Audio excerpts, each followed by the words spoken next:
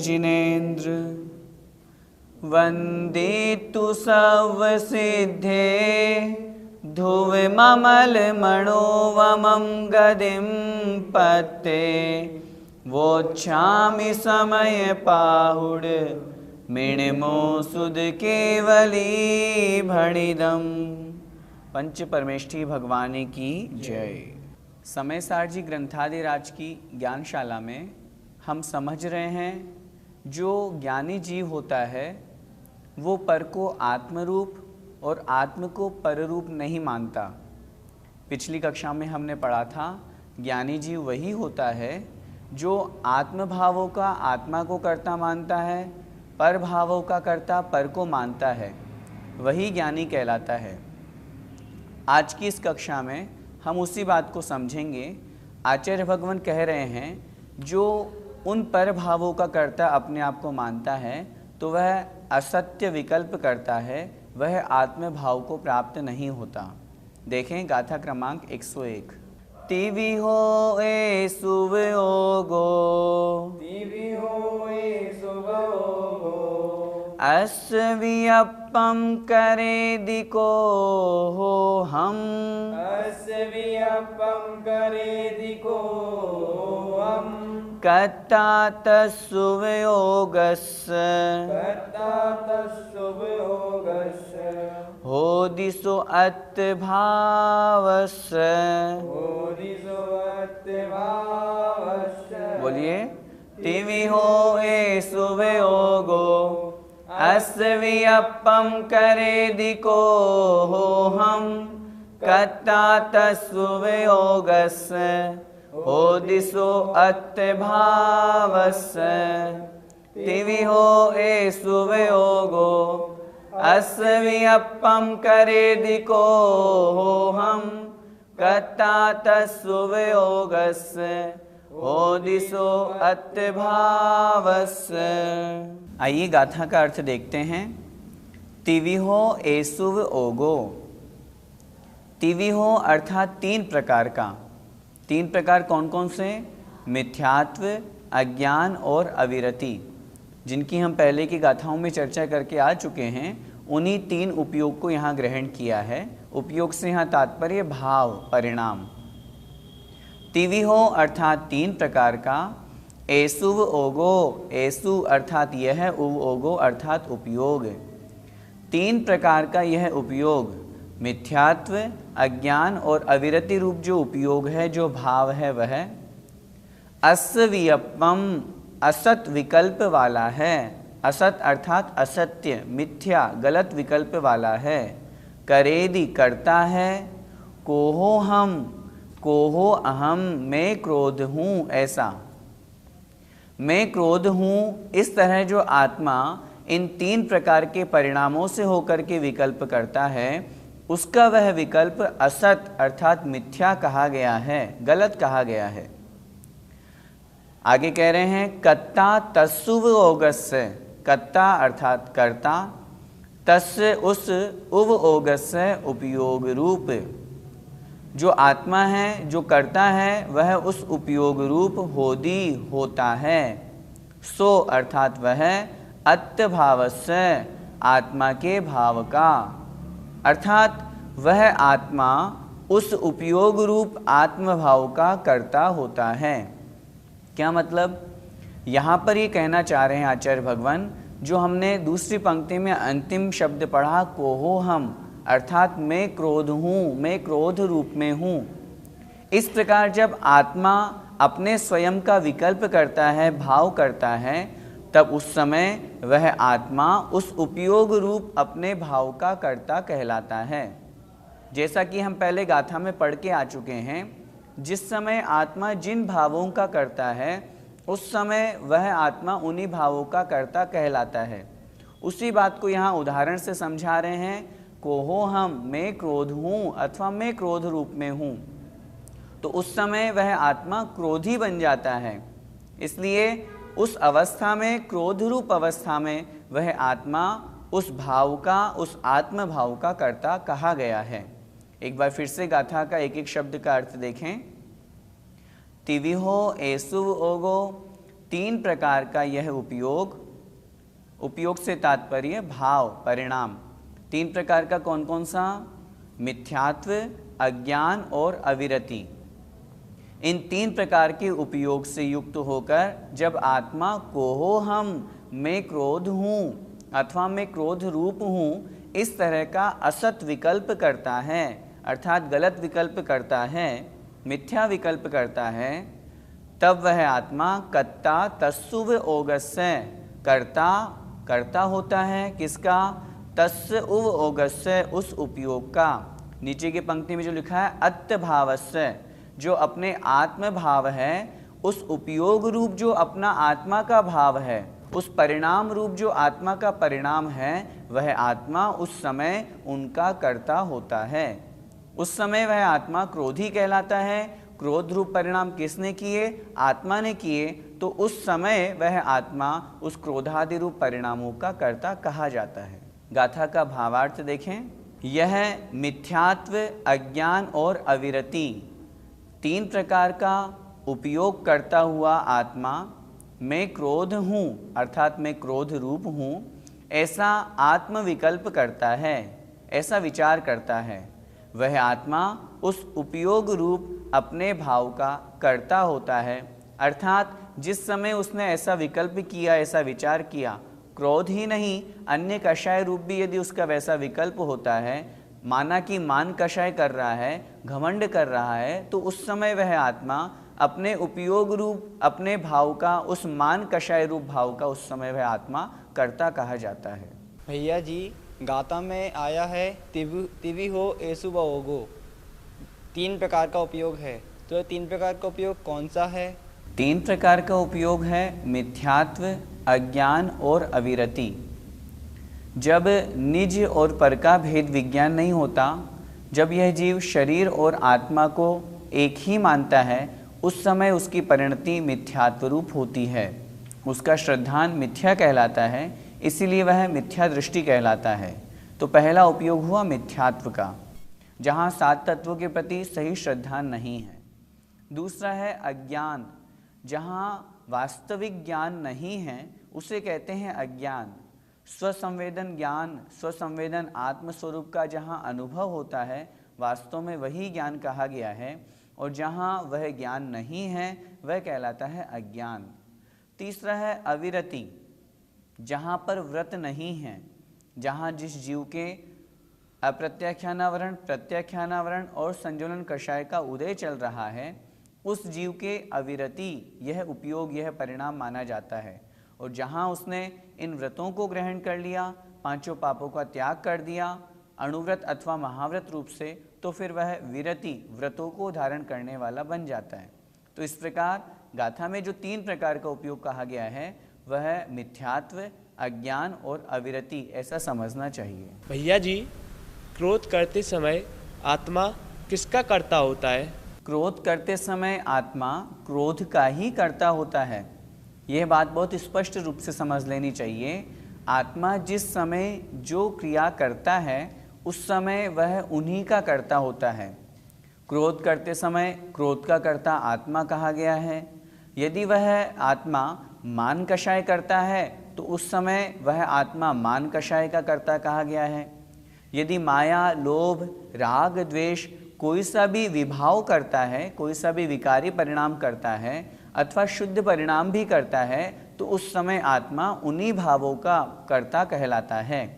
पुद्गल कर्म के निमित्त से, क्रोध कषाय के उदय के निमित्त से उस जीव को क्रोध हुआ, लेकिन वो क्रोध किया जीव ने, इसलिए आचार्य भगवान यहाँ पर कह रहे हैं उस समय वह आत्मा उस क्रोध का कर्ता कहा गया है। भैया जी, वास्तव में क्रोध का कर्ता कौन है? दो दृष्टि होती है, एक व्यवहार दृष्टि, एक निश्चय दृष्टि।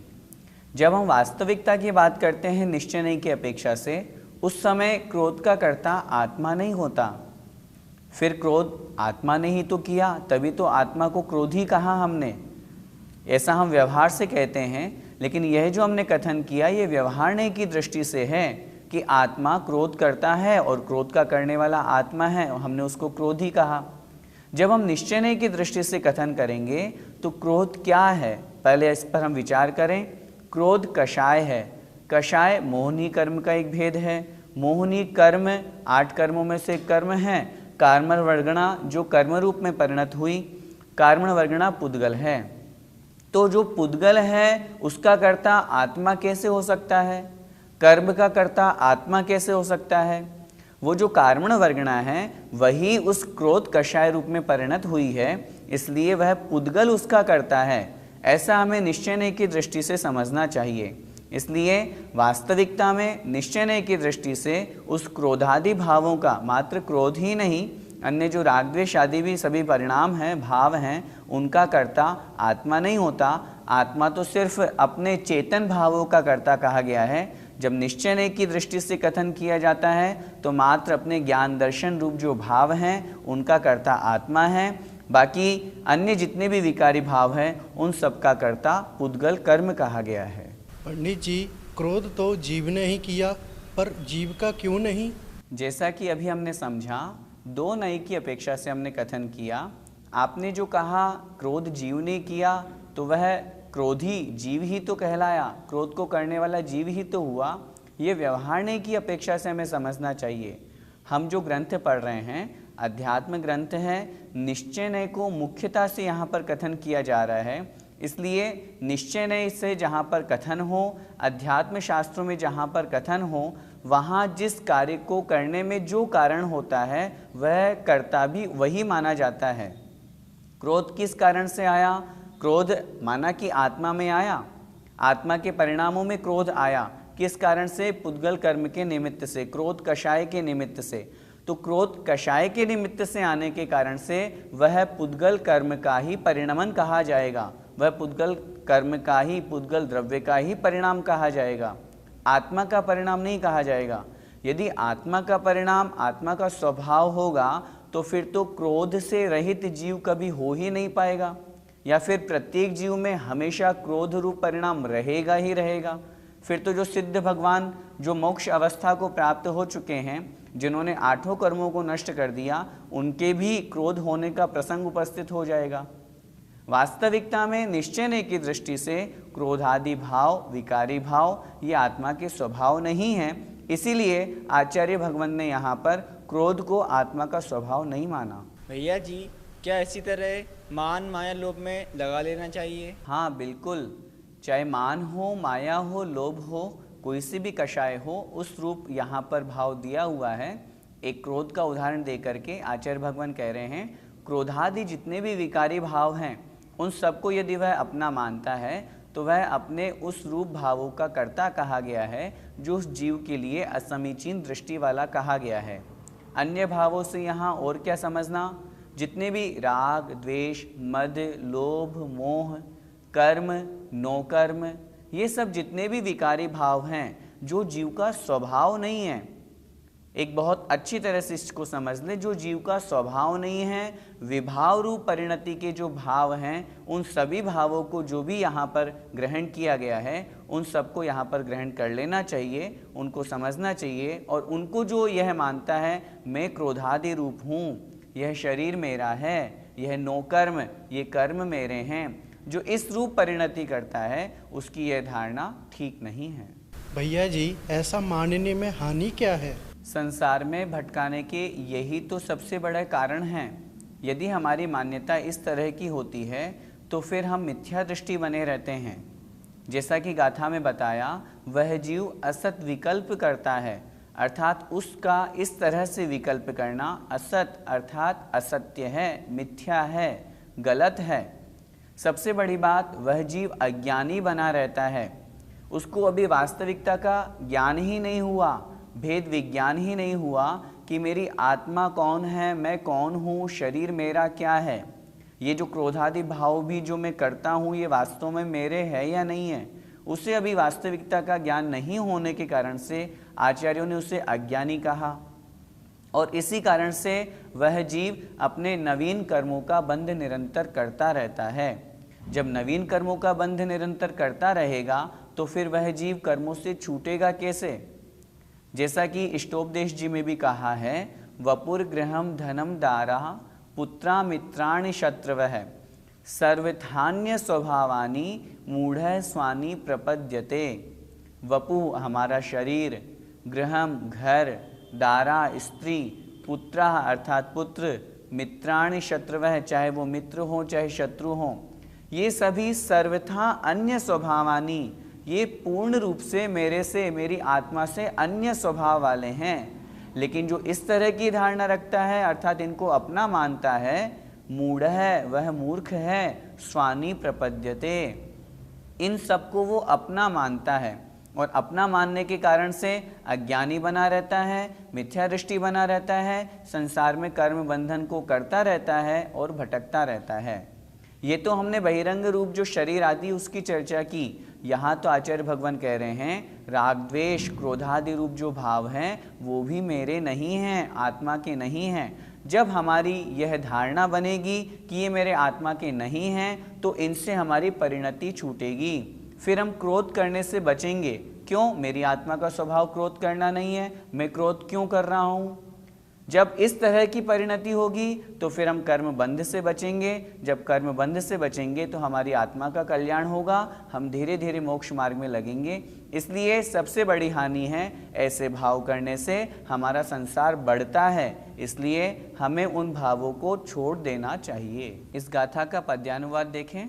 मिथ्यादि रूप ढलता उपयोग गाता, मैं क्रोध हूँ सतत यो रट है लगाता, करता अतः वह निजी उस भाव का है, ज्ञाता नहीं विमल निर्मल भाव का है। जो अभी हमने समझा, तीनों प्रकार के विकल्पों से युक्त, भावों से युक्त होकर के वह आत्मा क्रोध रूप अपने आप को मानता है। उसी को आचार्य भगवान एक और उदाहरण के माध्यम से गाथा क्रमांक 102 में आगे समझा रहे हैं। तिवि होए सुवयोगो, अस्वियप्पम करे दिधम मादी,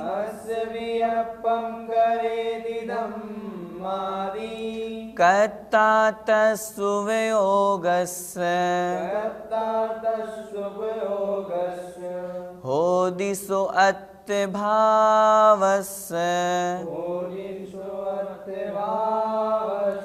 बोलिए। तिवि होए सुवयोगो, अस्वियप्पम करे दिधम मादी, कर्ता तस्सुवयोगस्य, होदिसो अत्यभावस्य।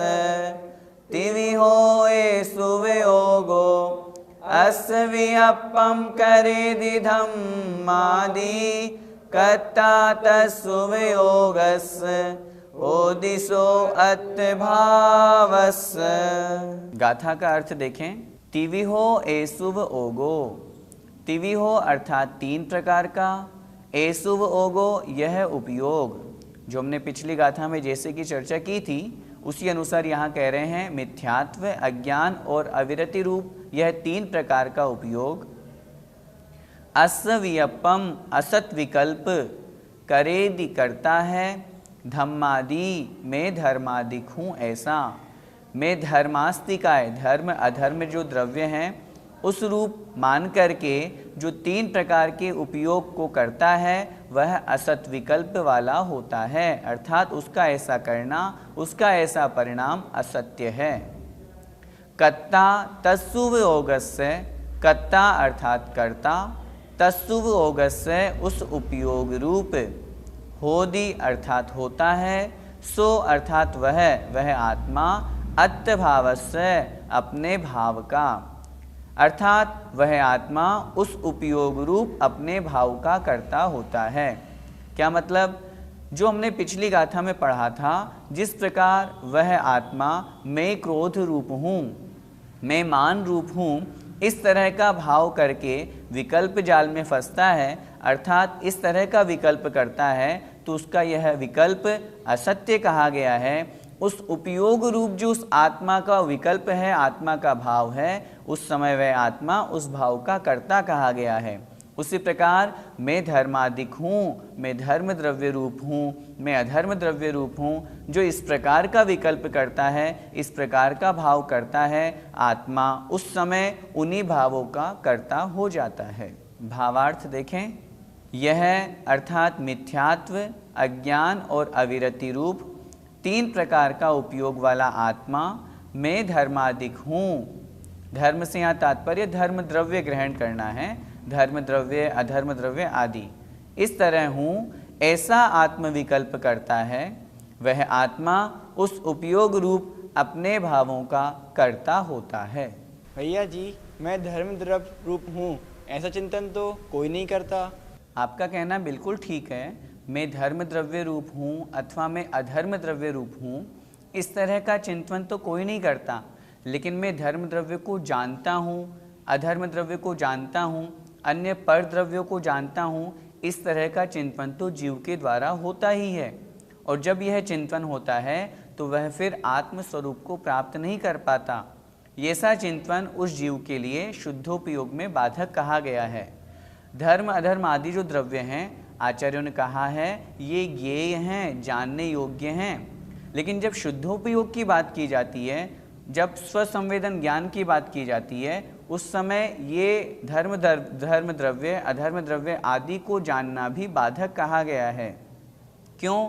क्योंकि वहाँ पर मात्र आत्म स्वरूप का ही चिंतन करना है, आत्म स्वरूप के अलावा और अन्य किसी का भी चिंतन नहीं करना।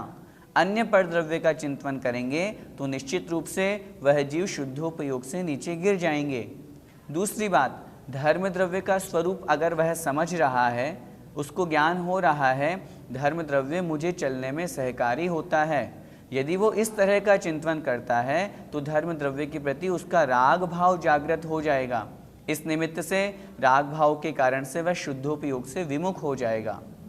इसलिए आचार्य भगवान यहाँ कह रहे हैं, जो इस तरह का चिंतन करता है कि मैं धर्म द्रव्य रूप हूँ अथवा मैं धर्म द्रव्य को जानने वाला हूँ, यह भी उसे आत्म स्वरूप से विमुख करता है, आत्मा से विस्मरण करता है। इसलिए उसका ऐसा चिंतन करना भी ठीक नहीं है।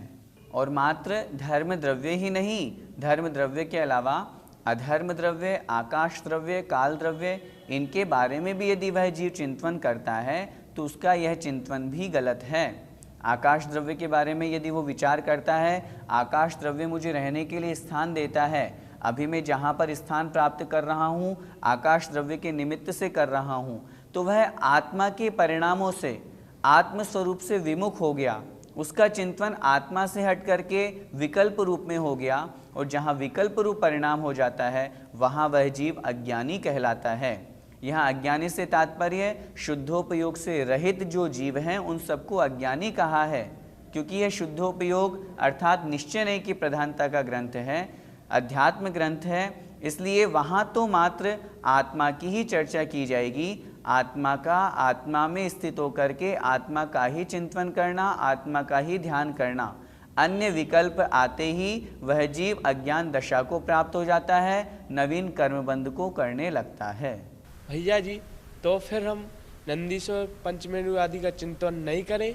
आपने प्रश्न में हम अर्थात हमारे लिए पूछा है। मैं आपसे पूछना चाहता हूँ, क्या हम शुद्धोपयोग को प्राप्त हो चुके हैं? शुद्धोपयोगी के लिए इन सब चिंतन का मना किया है, क्योंकि वो सिर्फ आत्मा के विकल्प के अलावा और किसी का विकल्प नहीं करते। और मैं कह रहा हूँ आत्मा का भी विकल्प नहीं करते, बस आत्म स्वरूप में लीन होकर के आत्मा का ही चिंतन करते हैं। स्वसंवेदन ज्ञान इसे ही कहा गया है। इसलिए शुद्धोपयोगी मुनि महाराज की अपेक्षा से इनका चिंतन गलत कहा गया है। निश्चय की दृष्टि से इनका चिंतन गलत है, क्योंकि वहाँ इनसे भी उत्कृष्ट रूप जो अवस्था है, अपने आत्मस्वरूप की प्राप्ति, हमने वो प्राप्त कर ली है। इस कारण से इनका चिंतन वहाँ निषेध किया है। लेकिन जब तक हम उस अवस्था तक नहीं पहुँचते हैं, तब तक इनका चिंतन हमारा निरंतर बना ही रहना चाहिए। आचार्यों ने इसे धर्म ध्यान कहा है, संस्थान विचय धर्म ध्यान में इसे ग्रहण किया है। लोक के आकार का चिंतन करना, लोक कितना है, हम कहाँ हैं, कितने समुद्र हैं, किस तरह मेरू बने हुए हैं, द्वीपों में किस तरह कहाँ कहाँ अकृत्रिम जिनालय हैं, उनकी भावों से हम वंदना कर रहे हैं। ऐसा चिंतन करना गलत नहीं है, लेकिन वो हमारे लिए बिल्कुल ठीक है। जो शुद्धोपयोगी मुनि महाराज हैं वो अपने आत्मस्वरूप को छोड़ करके यदि यह चिंतन करेंगे तो उनकी अपेक्षा से वो गलत कहा गया है। हमारे लिए तो वह परम उपादेय हैं। लक्ष्य हमें बनाना है, हम भी अपने आत्मस्वरूप का चिंतन करें, लेकिन जब तक वहाँ नहीं पहुँच पाते हैं तब तक हम अपने धर्म ध्यान को बनाए रखें, जिनेंद्र भगवान की भक्ति में अपने मन को लगाएं। इन पंचमेरु आदि जो अकृत्रिम जिनालय हैं इनकी वंदना करें और भावना भाएं, हे भगवान मैं निश्चित रूप से एक दिन ऐसा प्राप्त करूंगा जब मैं प्रत्यक्ष में आपके दर्शन करूं। इस प्रकार सोचना चाहिए। आचार्य श्री का इस गाथा के विषय में पद्यानुवाद देखते हैं। मिथ्यादि रूप ढलता उपयोग गाता, धर्मादि द्रव्यमय हूँ निज को भुलाता, करता अतः वह निजी उस भाव का है, ज्ञाता नहीं विमल निर्मल भाव का है। जय जिनेंद्र। इस कार्यक्रम के पुण्यार्जक परिवार हैं मानक चंद, कमला देवी, राकेश, नीतू, ऋषभ, सौम्या एवं आयुषी मुशरफ, B123, सेठी कॉलोनी, जयपुर, राजस्थान। स्वर्गीय श्रीमती अनंतमती मोतीचंद शाह की स्मृति में सुपौत्री आभा, आयुषी, सुपौत्र आदित्य, सुपौत्री मुग्धा, अभिजीत शाह, डॉक्टर केतकी तुषार भट्ट, पुत्र श्री हर्षवर्धन, धन्य कुमार पुत्रवधू रोहिणी, दयानंदा पुत्री श्रीमती भारती, श्रीमती उज्ज्वला, डॉक्टर कल्पना, आशा, स्मिता, दीपमाला एवं समस्त वाडीकर परिवार। Arun Kumar Agarwal, Amrapali fashion, Renu Agarwal, Anushree Agarwal, Anshita Agarwal, B197 HIG, Nandgram, Ghaziabad. गर्व गौतम जैन, सुपौत्र अशोक कुमार, रतनलाल जैन, नूतन, गौतम, प्राची, आदित्य, महिमा, सलोनी, निरंजन, अरहन, आराध्य, तारदेव, अंधेरी, मुंबई। श्री जनार्दन प्रसाद जी, श्रीमती पटंती देवी, मुकेश कुमार, साक्षी, हितार्थ, ईशा, मोना खंधार, श्री किशोर खंधार, श्रीमती सुषमा खंधार, परिमल खंधार, अहमदाबाद।